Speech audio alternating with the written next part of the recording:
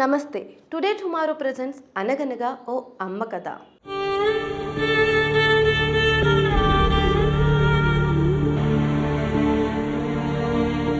నమస్తే బామ్మగారు. బామ్మగారిని కాదు డార్లింగ్, నేను డార్లింగ్ అని పిలువు. బామ్మగారు అని పిలవద్దాం.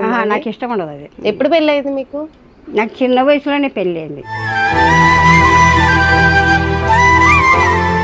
70 అయినా కానీ చాలా ఎనర్జెటిక్ గా ఉన్నారు. ఏం తింటారు డైలీ? నేను మామూలు అన్నమే.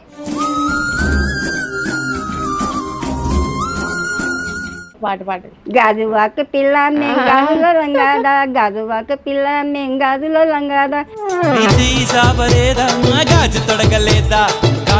ఇక్కడికి ఏ రీజన్ వల్ల వచ్చారు? నాకు ఏం రీజన్ లేదు డార్లింగ్, డైరెక్ట్ గా నేను మాట్లాడుతున్నాను. ఒకరికి బరువు కాకూడదు. ఒక వయసు వచ్చినాక వాళ్ళ సంసారం వాళ్ళది ఉంటుంది. ఓకే, ఎవరంటే ఇష్టం? మీ కూతురంటే ఇష్టమా, మీ కోడలు అంటే ఇష్టం? ఏ కన్ను నీకు ఇష్టం అంటే ఏం చెప్తుందో డార్లింగ్.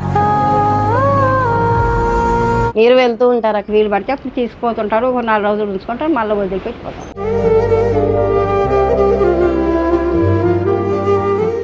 అక్కడ బాగుంది, ఇక్కడ బాగుందా మీకు? మాకు ఇక్కడే బాగుంది డార్లింగ్.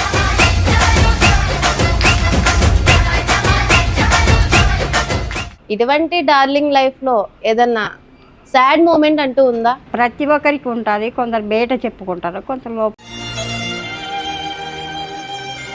డాన్స్ వేస్తారా?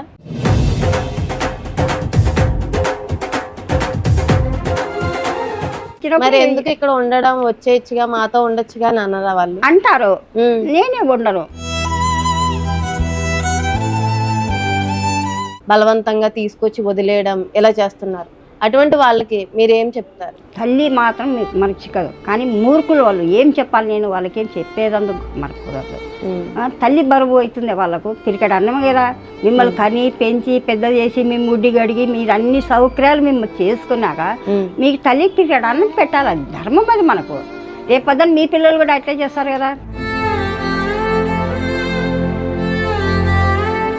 మరి ఇంత ఎంటర్టైన్మెంట్ అందరికి ఇస్తారు, నవ్వుతారు, అందరినీ నవ్విస్తారు.